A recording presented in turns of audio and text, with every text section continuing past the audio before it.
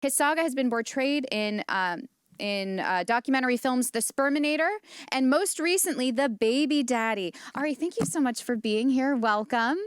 Very good to be here. In fact, the movie came out in Israel in May. Yes. They called it Ari and the Holy Sperm. But I didn't really love the name. I thought nobody's going to watch a movie with sperm in the name, but maybe it translates better in Hebrew.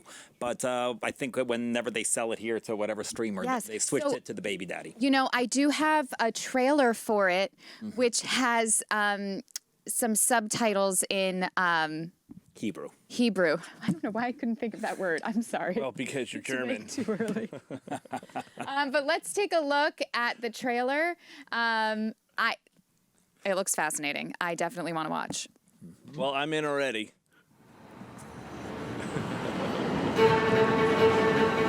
I saw these 2 ads of women looking for donors. He's a 41-year-old college math professor from New York City who's a free sperm donor to women struggling to get pregnant. And we wanted Zoe to be able to know who her father is. I just offered that as an option of where if you wanted me to play a role in the child's life, I'm happy to do All this so. B-roll must have been fun. I responded and offered my help. Playing. I was pregnant 3 times before and miscarriage. And with Ari, it instantly worked. I got 2 babies.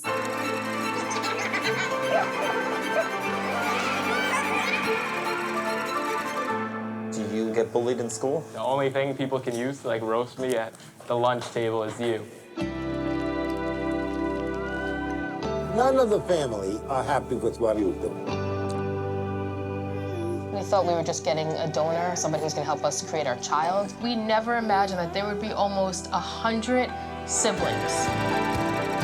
He calls himself a donor, but they don't give their sperm to somebody at Starbucks. Who made you the creator of a new nation, the designated donor?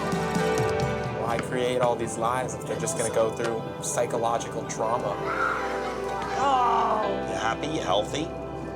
You doing well in school? Do you credit that to yourself?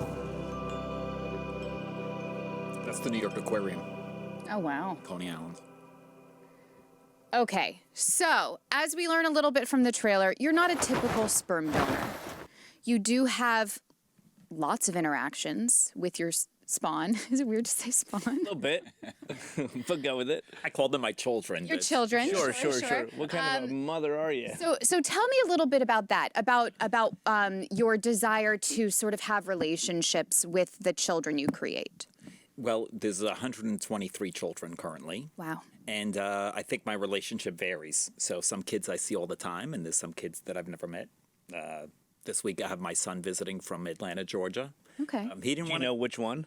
Yes, I picked him up from the airport. Okay, and, he's playing 2K23. He didn't want to join for the podcast, but I'll drag him out. We'll play some ball, and he'll get to meet some of his siblings that live locally. And of course, yeah, I enjoy being a dad. But of course, there's also kids that I've never met. It's always up to the mom. So some of them want me to play an active role. Some of them want me to be more like an uncle, and then some of them live out of state, so it's hard for me to be a close father. I got a text message just a few minutes ago, and the mom is complaining, like, how come you haven't been out to Louisiana? You know, our baby Miracle misses you, and you're missing out on just such a beautiful girl. But of course, she's not in New Orleans. She's like 4 hours from New Orleans, so it's hard and expensive. You must need unlimited data to stay in touch with unlimited data. I need unlimited in miles. You know? What kind of family plan do they have? So Kevin is a father of one child, so you must feel really inadequate. I got to tell you, I'm exhausted, and I have no idea how you're standing on 2 feet. Yeah, that's wild to me. So do you have custody of any of the kids, like sole custody of any of the kids, or are you just... You know, I'm on the birth certificate for quite a few of them. Sure. And sometimes the need arises where I need to play a more active role. So, for example, I had a mom who had a stroke, and now she's not really capable of being a full-time mom. But then the uncle ended up stepping up, but sometimes I step in a little bit more than, was expected in the beginning.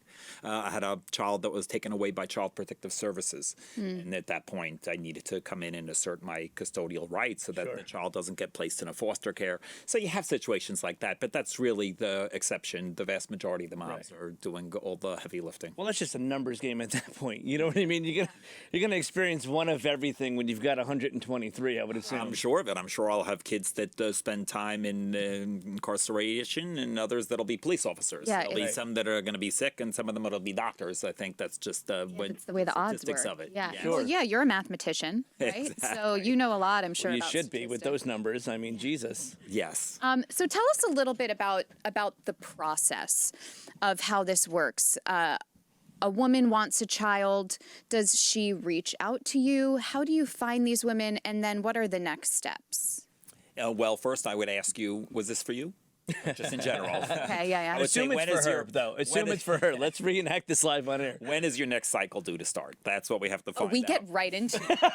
Well, we would want to like subtract 2 weeks. That's the day that you're fertile. So you got to download a free ovulation tracking app on your phone and enter in when your cycle starts each month. Do you get a kickback on those apps? I don't. You should develop your There's own. hundreds of apps, and they all do the same thing. You don't need an app. You could just write it on a piece of paper. Yeah. The problem is that people think that whatever today's date is, that it's going to be the same date in October or November, but it's not, because it's the number of days in your cycle that matters, and each month has a different number of days. So that's what the app is all. That's all it's doing, is just counting how many days from the start of one period to the start of the next, and then it's subtracting 14 days from that, and then that's going to be your peak day if your cycle's regular. If your cycle's irregular, you got to go for a checkup. You sound exactly like my doctor, and I worry that I would trust you as such. Sure. So Well, also, I like to play doctor, but no, I'm Yeah. not a medical doctor. okay. So now Right, you so- answer the questions. Are you it's regular or? Okay, I'm ovulating tomorrow. Yes. Well, are you feeling horny? Sometimes you get extra horny when you're fertile. Interesting. I Okay. might have made that up, but what I would suggest is you could go on eBay and Amazon. You order ovulation tests. You know, Okay, You yeah. could go to the CVS or Dollar Tree as well, but it's usually cheaper online. They cost around 10 cents each for these cheap line tests, or maybe $1 each if you're doing something fancy like a Clear Boot Digital. And then you would test each day, and then one day it's going to say yes or have a smiley face, and then that's the day that we would try and meet up. Okay, so when we meet up, Yes. did you previously go to the Target bathroom? No. No. We would meet up, and then wherever we're meeting. So yesterday, I found myself at the Bronx Zoo, and I met with a woman who was from Westchester. So I'm in Brooklyn. We figured, hey, the Bronx Zoo is halfway. Naturally, So that's we where met up I at the actually Bronx conceived Zoo, too. right by the Madagascar exhibit. Oh, fun. Yes. Well, that's fun for all the kids to just watch the movie while you're doing it. You know what I mean? I don't know. That's also like a nicer conception story than a lot of other couples. Totally. You know? Yeah. I also took I took some kids to the zoo that day, and then we went to the parade. I made a day out of it, but that was just a convenient. I'm a Wildlife Conservation Society member. Oh, nice. So I get free parking at the Bronx Zoo and free entrance. So You we gotta all get had a free very parking nice day. everywhere you go. Exactly. So, So we met. And then I put my sperm into like a soft disc. Okay. It's a menstrual cup. It's what Yes. women use for, well, you're familiar. I imagine you are not. No, I masturbate into my sheets. I probably have one. so you Yeah, here we carry one. go. Of course, you would carry one on you. You'll forgive Sometimes me you if need I it. don't touch anything from that bag. Oh, that's right? okay. It's just like it's something that women use for their period. Mm-hmm. So the sperm would go in here, and then they would squeeze it, maybe put one leg up and insert it. And then it's used to hold the blood from spilling out, but could also hold the sperm close. And then this way they don't need to lie down in the restroom in Madagascar and then put their feet up. This will just hold it from spilling out. And then we would do that. Well, 2 days ago, I was in LaGuardia Airport because I was picking up my son who's visiting from Atlanta, and then I used the restroom there. You should have your own app, like an Uber. Like if a woman wants to get pregnant wherever you are, you should be within the radius. Do these women seek you out? Yes. And are you ever selective? Like, have you ever told a woman, I don't think this is a good idea? Are you laughing at me staring at your?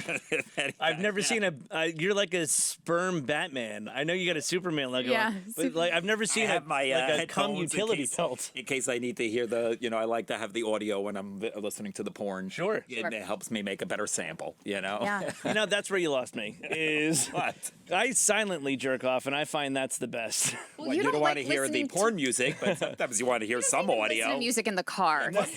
Plus, I'm a professional ejaculator, so we're going to not take your advice. Do you have a screening process for the women, or is it just a need based? I would approve you, because it's mostly a Power back. Taking the power. I'm really flattered by that. In a weird way. Well, I'm not that selective either, but I noticed how you sat yourself far away. You're so I don't know if I'm approved, but you have a table protecting She you. sits this far away from me because, unlike you, I don't have to ejaculate. Women usually just get pregnant when I sit near them. Oh, yeah, you wish. Yeah, it's actually. Well, I'm the Sperminator, so my penis can reach all the way there. That's so fair it wouldn't be enough. an issue. But I even no, need a cup at that point. I don't vet, but neither does the clinic. These fertility clinics, they're not vetting either. They're checking your insurance. Can you pay? That's it. They're not giving you parenting classes or making sure. So I don't feel like I should need to do additional psychological testing or running their credit or anything else. So you don't make a profit off of this. You're donating. It's to people in completely need. free, and it's anyone who asks. The only lately I've been a little more discriminating only if they're older. Then I would ask them, say, hey, let's use a clinic, because I tried when I was younger, and I was helping women who were 45 years old, and the chance of them conceiving is about the same as winning the Mega Millions lottery ticket. It's just a very, very low chance. That's why we needed a clinic to help us. So I felt like, am I really helping them by trying with them each month, and then they're just postponing the inevitable? Because if they're 42, there's still a chance that they would have success at the clinic, that maybe if I'm delaying them by a year, trying on our own, perhaps it'd be better to pump them with meds and then maybe try. So those are really the only scenarios where maybe I would say no. And then sometimes you have two women ovulating the same day, and I might have to say, listen, let's try next month, but I have someone else that's get that turnaround time. Totally. Have you ever had actual intercourse with one of the women that you've donated to? Yeah, maybe like a dozen of the moms. Okay, interesting. Maybe a little more, maybe 20. Did they prefer that, or did you? Yeah, that it varies, because sometimes I would prefer it, sometimes I wouldn't. But initially, when I was helping, I was having maybe 2 or 3 kids a year for my first 10 years of doing this. So it was a possibility to maybe have unprotected sex while still helping the women stay safe. At this point, I made a donation yesterday and the day before that and the day before that. So if I was having unprotected sex, then there's no way that I would be able to protect not only myself, but also all of these other women that I'm helping. So as much as it would be appealing to perhaps have orgies all the time, as opposed to going into some public restroom and watching porn and then pleasuring myself, I think it's just not an option. So no, virtually all of my donations now are either in a clinic or with a cup. Sure. Not this cup. Oh no, yeah, don't look in that mug. It's dirty. So you have decided not to do like. Lots of men will donate their sperm, mostly for money, I feel like. Oftentimes, if people are hard up, You didn't have to make hard eye contact, but yeah.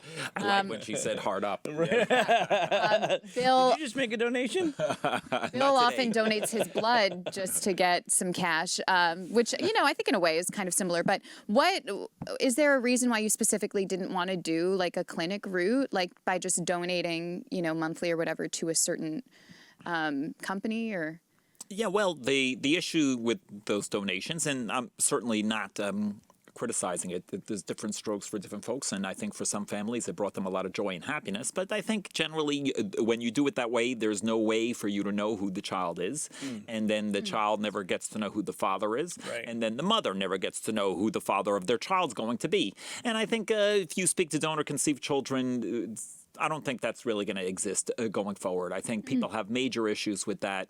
Certainly donor-conceived children don't like the fact that they suffer from identity issues.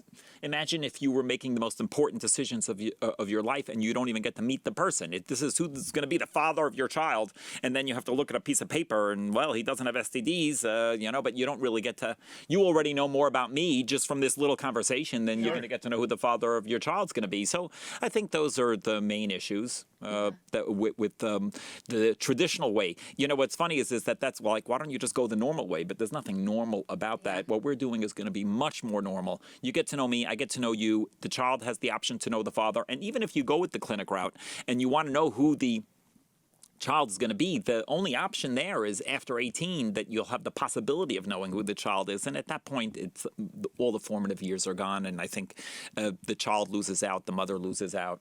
And certainly, I think I'm losing out also. My children bring me a lot of joy. Sure. Is there any like child support issues that come up later on?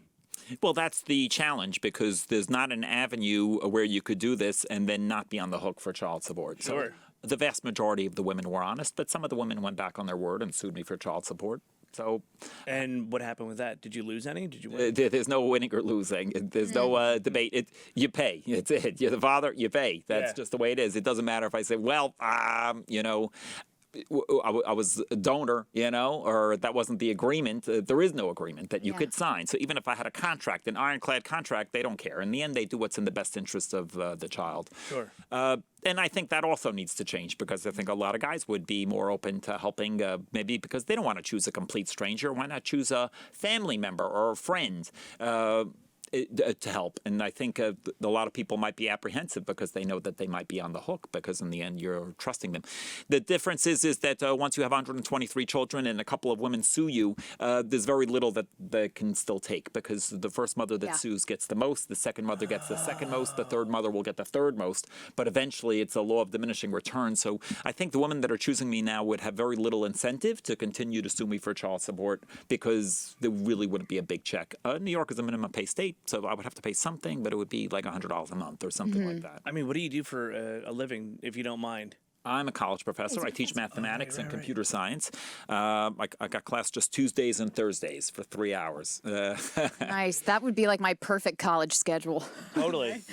Yes. Well, it gives me a lot of time to spend quality time with the kids. Now, do your students know you as the Sperminator, or do they know that? You know, Professor Sperminator, please. And do they ask you questions about it? For sperm? Yeah. Have any students asked All that extra you credit to father their children? That would be interesting. I love my job, Yeah. and I have a lot of mouths to feed, and I need my job. Yeah. So I'm not knocking up the students. Sure. Good for you. I once had a student who was reaching out to me, asking me for help. She wasn't one of my students. She was just another student at the school. And I still felt like maybe that's probably not appropriate. And, you know, it's funny, because if she wouldn't have told me that she's a student at the school, I would have had no problem with it. You know, because I wouldn't have known. But then once she told me, hey, I found out from my classmate that you could help me conceive, and we had already tried a few times at the clinic and was unsuccessful with an anonymous donor, and very much was trying, but she was running low on funds. So, she exhausted all her funds at the fertility clinic because, you know, a lot of women don't have insurance coverage, and even if they do have insurance, to purchase the sperm is $1,000 a shot, and the success rate is only maybe 10 or 15% each time. So you can't just buy one vial and be done. You usually got to buy multiple vials.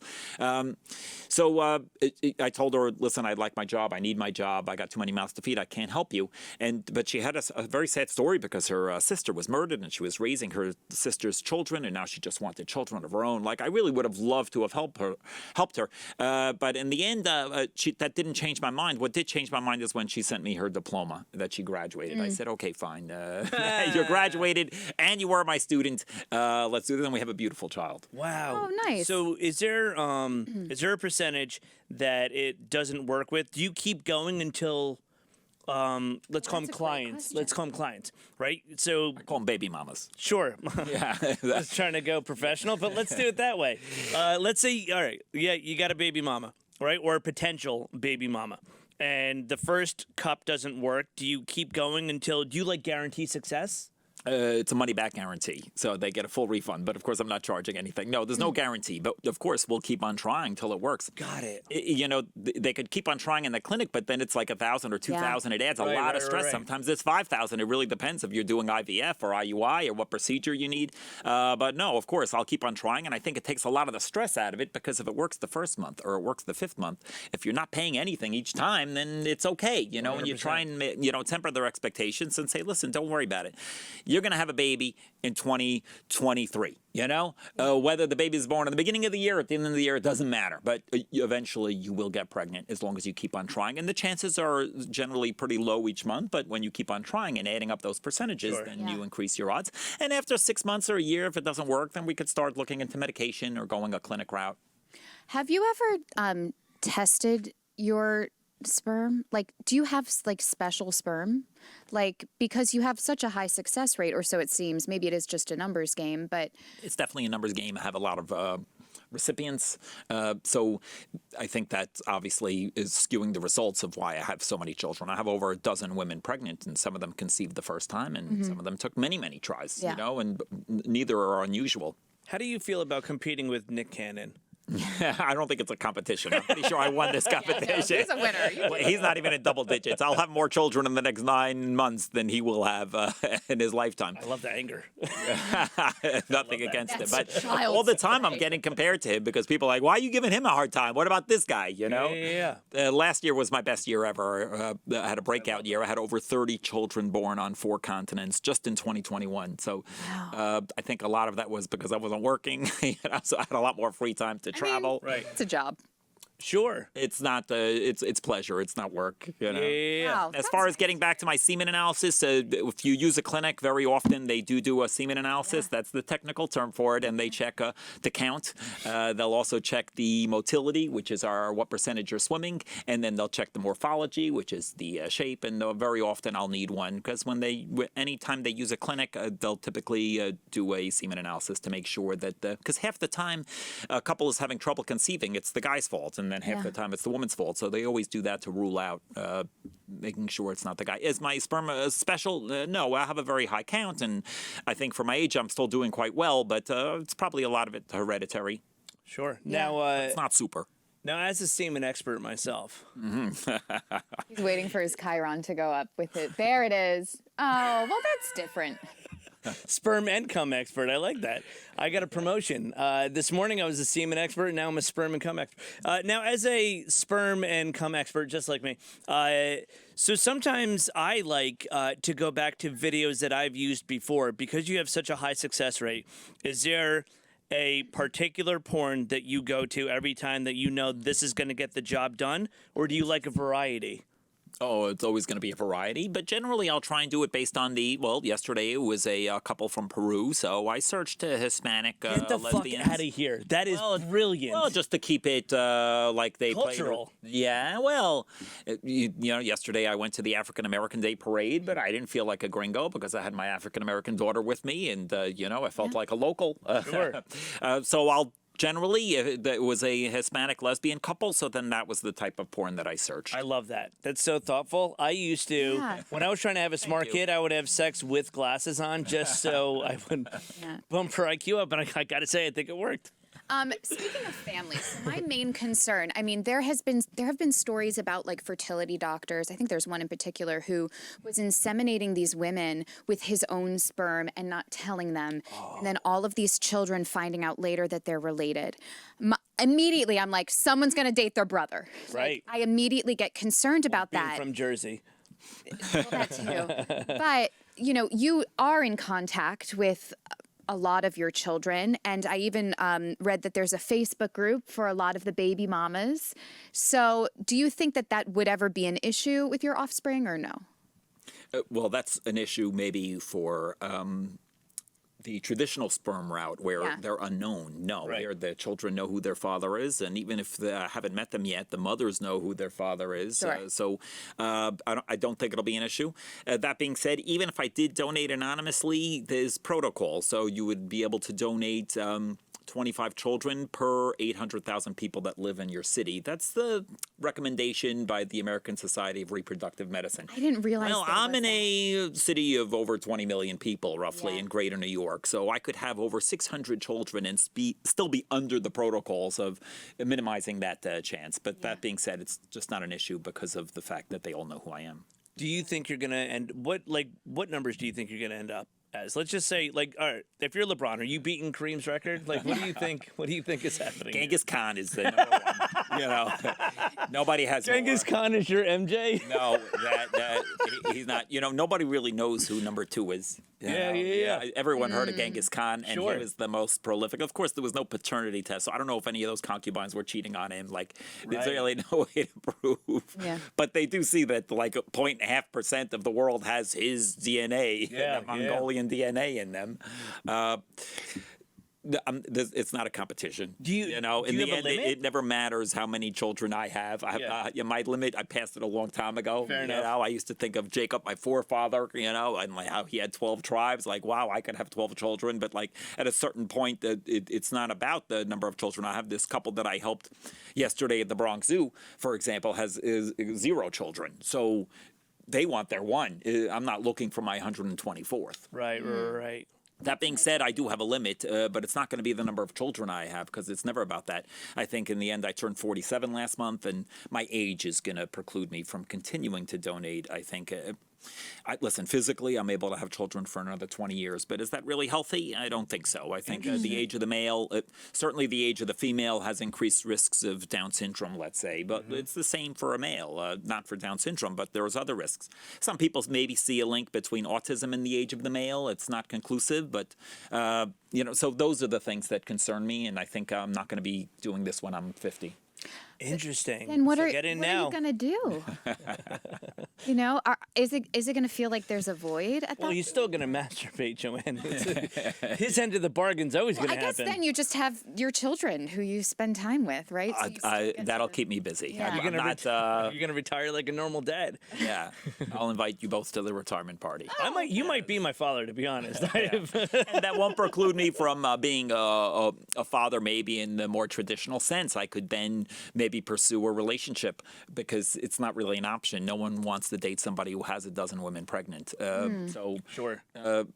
yeah, that's a challenge. And I think maybe when I'm not donating anymore, that might allow me to perhaps have a more traditional relationship. I just would need to find somebody who loves children. Yeah. Right. And honestly, think of how special you would make that person feel that you would father and raise that child together as like a unit. That would be kind of nuts. Yeah. Well, all my mothers are special. Well, sure. I don't mean to, Yes. shit on the process. I'm just saying for you to actually like walk down the aisle if marriage is what you want. Wouldn't it be crazy if you had 123 kids and you're like, but I think marriage is a sham. Yeah. Yeah. I you know what? I think certainly that's what my parents hope for me. You know, they're married over 50 years. What do they think about all this? They're pretty ashamed. They would like me to. They would like me to start a traditional family and relationship and get married. Like I have 4 brothers, 2 sisters. All of them are married with children and own their homes.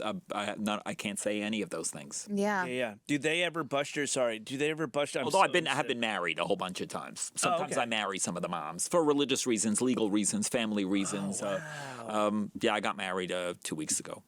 Oh, nice. Congratulations. Yeah. Yes. Sorry, we didn't get you anything. I didn't get a bachelor party or any wedding presents. What a shame. Yeah. You have, I'm sure, received a lot of criticism over the years for your generosity. I even read that Israel banned you at one point from entering the country, but you used your brother's passport to still help a woman out over there. Is that correct? That is correct. In fact, a shout out to I have 3 kids in Israel. 2 of them had a birthday yesterday. They turned 4. Nice. And they were both born on the exact same day in the exact same hospital, but of course to different mothers. So it's not like an Irish twin. I don't know what you would call that. This is like Might be a Hebrew twin. Yeah, Hebrew twin. I think we got to start that. I don't think there's too many of them. Sure. You know, Nick Cannon can't say he had 2 kids born on the same day. No, well, Good luck. Although I do have 2 a month apart. I think he also doesn't really want I have 2 women that are both dilating. Well, I'm sorry, 1 woman and 1 man that are currently dilating. Are you going to have to run out of It's here? a trans man who's pregnant, and no, they're like 2 centimeters last I checked. So it'd be nice they could both share a birthday. Wow. That's wild. Should you have your utility belt back on just in case I text you about that? I got a bolt. Some of them want me there for the delivery, and some of them don't. One of these women that are dilating is a trans man and has a partner already. And then the other woman is a heterosexual woman who has a husband. But the husband, I think, was too old to help her conceive, so she went with me.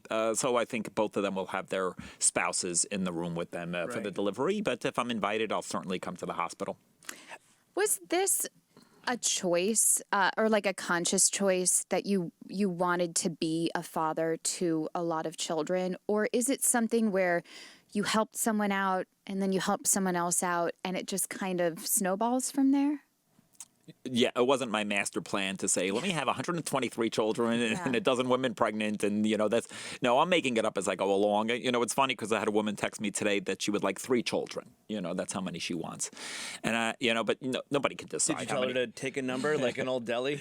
Yeah. Well, she's in Israel, so it's going to pose some additional challenges. But the thing is that you can't really decide how many. My growing up, I think my plan was quite different. I envisioned myself having a traditional family, So I think in the end, you have one child like you do, and then you decide whether you want to have that second. Sure. That's so interesting to me. Okay, now, do you have a personal assistant, or do you keep track of all of this? Like, is there a vision board at home? Like, how do you know? It's like a crossword puzzle, keeping track of all the kids and the baby birthdays. moms. You must have all the birthdays down. Right. I have an Excel spreadsheet if you want to see it, and it has. Really do. Sure, because it helps me keep track. Sure. Once again, as a germaphobe, you will forgive me if I don't touch anything you take out of that bag. Where's your hand sanitizer pump? If you're such a germaphobe. That's by the door. It's like holy water. So you see, here's the spreadsheet, and we have a column of the children, the gender, and then of course where they're from, and I have a whole bunch of columns how they were conceived. If you'll notice, there's a lot of sex over here, but those were the initial children. Now you're seeing it's a lot of cup or IUI or IVF. I got to be honest, my chart looks exactly the same. There was a lot of sex in the beginning, and then later on more cups and cries. Wow. So Kevin has one child.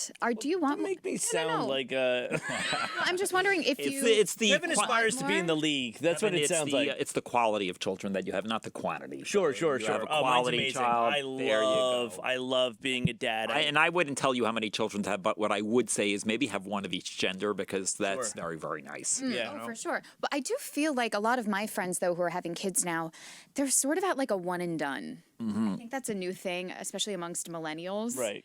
Maybe it's a cost thing. I don't know. But do you guys want? Oh, we definitely want another one. Yeah, we want at least one more, and it's more if we couldn't.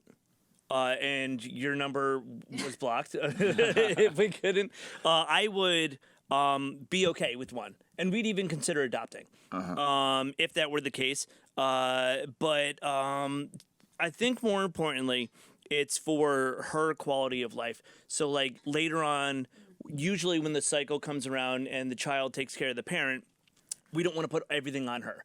We want her to have support. We want her to grow up with a sibling. That's That's more of our intention. Is we're thinking of like of her quality of life. And also keep in mind that the child only has their parents, for the first 3/4 of their life. But you have a brother and a sister for your whole life. And a lot of the women that reached out to me, they have one child, and the opportunity for another child maybe wasn't there because of their age or anything else. So they very much appreciate and like the fact that their child has all these brothers and sisters that they could then bond with. I had a birthday party yesterday in Orlando, and I was unable to make it because I had my son visiting from Atlanta, but I had a lot of other siblings from near Orlando that ended up going to attend the birthday party because these were only children, and they like the fact that their child can foster these bonds. I feel like you're also like you've got your own retirement plan set up. Yeah. Like my daughter, I'm a stand-up comedian by trade, so it would be it's like my retirement plan is my daughter taking care of me later later in life.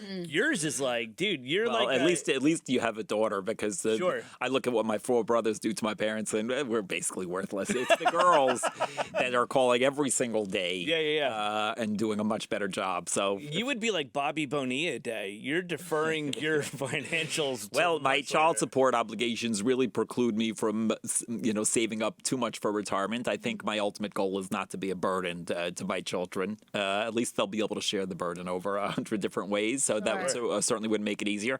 I don't think I'd need to pay for lodging, because I think I'd be able to. I already don't, because I have so many homes where they don't look to me as a donor; they look to me as family, and it's especially nice because I never need to overstay my welcome. Because they know, well, I could just move on.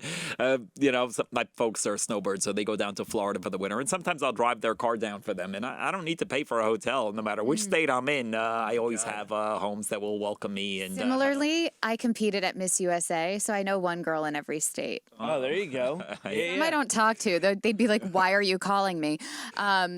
But in that way, we're almost the same. Speaking of math and statistics, 123 kids. How many boys? How many girls? Is it even? It's just about even. We're at 66 and 64. Wow. That's crazy. Yeah, They are right. At one point, I was 50 girls and 40 boys. And then the boys ended up catching up almost, because now it's 66 girls and 64 boys. But of course, that's dynamic. Now, if I want a boy next, will you just rub my shoulders as I start that process? It's up to the male to choose the gender. Sometimes, because I'm watching this Game of Thrones new show, I forget what it's called. House of the Dragon. House of the Dragon. They're always blaming the woman for not giving a son. Exactly. But it's the guy's fault. They didn't know it. Does anyone try to request from you? Is there like some sort of? You have to explain that's not how it works. Exactly. Sometimes they're looking at some Chinese chart to tell me, listen, let's try before we ovulate and after you ovulate. But I'm pretty sure that's not how it works. Right. Some guys are more prone to making boys, and some of them are more prone to making girls. Yeah. But I think in the end, just keep on trying till you get the gender that you want. But in the end, sometimes it's the gender that you think you want that's not really what you really want. For example, my first 5 children were boys. And I think that's really where most people stop. So I would have thought, I guess I just make more boys. But in the end, I had more girls than I had boys. So I thought, hey, I'm a boy. I want to have catch, and I want to play ball. And, I thought maybe having boys would be more fun. But in many ways, I'm much closer with my daughters than I am my sons. 100%. I love having a little girl.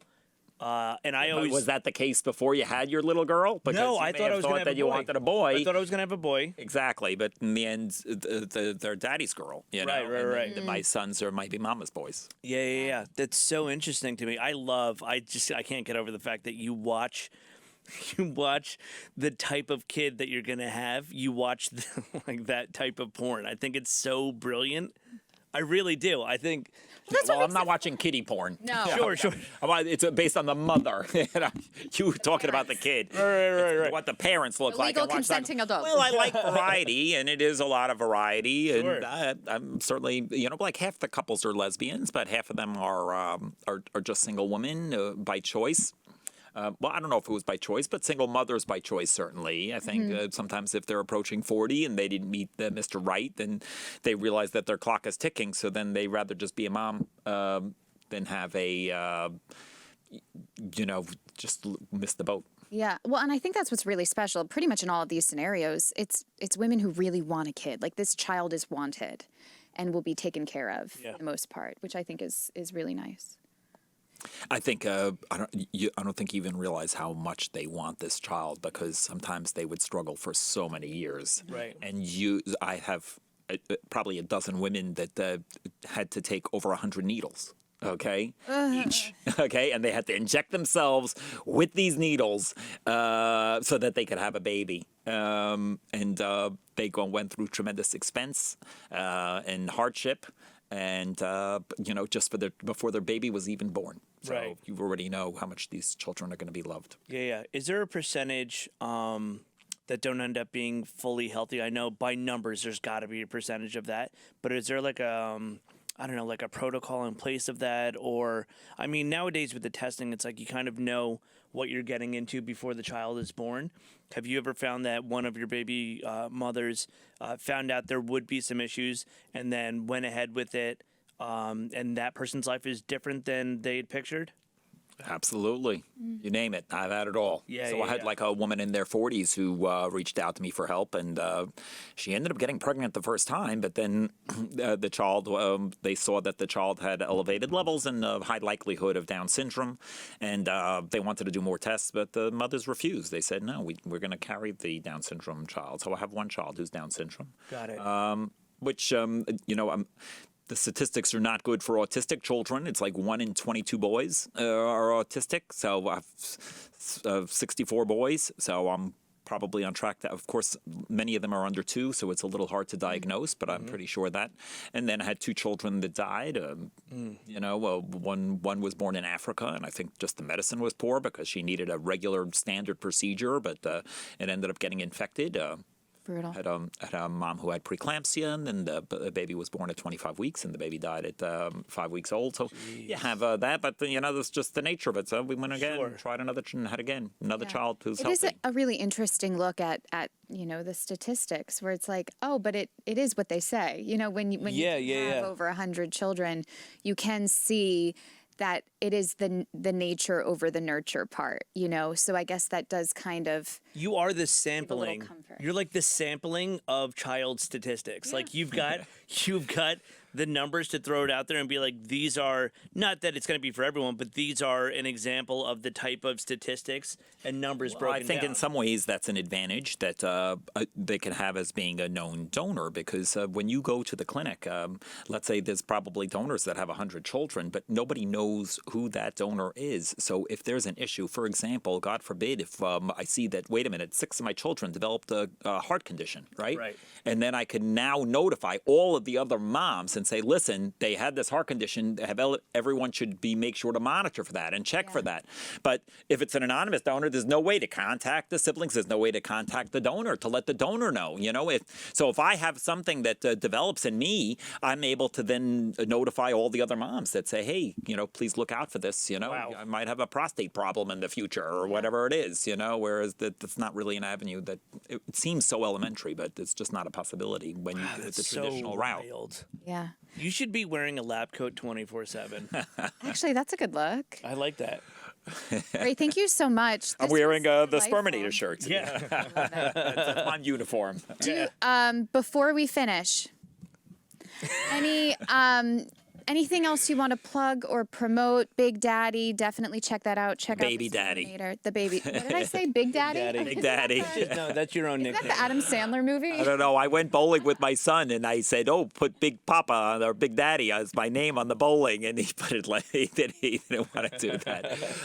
My Instagram is Q Professor, but I don't really need it to plug anything. I don't need to drum up additional clientele. I'm doing all right.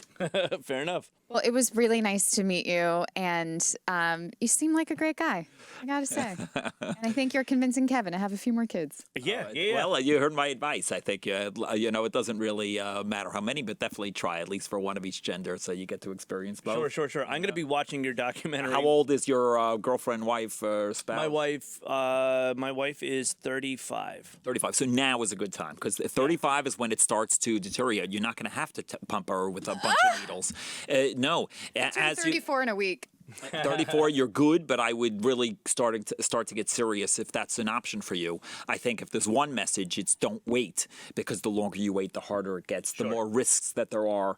And, very often, if you're in your 40s, you're going to need an egg donor, which makes it very, very expensive because you won't be able to use your own eggs, the egg quality. And just because you're having your period doesn't mean that you can conceive. Even if your cycle's regular, your egg quality gets very, very poor as you get older. So I would tell everyone that 35 is a great age. Yeah. 37 is good. But then as you get older, the chances, for example, let's say you're going to a clinic at 43 years old and you do IVF, which is the most invasive procedure using your own eggs. It's only a 10% success rate each cycle. That's a 90% failure rate. And it's expensive and you're pumping yourself with needles. And miscarriage rates, 50% at 43. And then if you're 44, the success rate is 1%. So we went from 10% to 1%. And that really just keeps on, you know, as you get younger, those possibilities are much, much higher. Is there an egginator out there? Is there like your counterpart? Wow. It's a tremendous gift that women can do to be an egg donor, but it's not just going to the John and watching porn and pleasuring myself. It's a much more invasive procedure, but it's a beautiful gift that I think a lot of my mothers were able to become mothers because of an egg donor. So it's a terrific present, and you get around $8,000, I think, roughly. And then surrogacy. Some of my moms used a surrogate, which is also very, very expensive, but it's a beautiful gift that you can give into a family. I'm going to watch your documentary while finishing Into a Cup tonight. And then hopefully I've got more to report soon, everybody.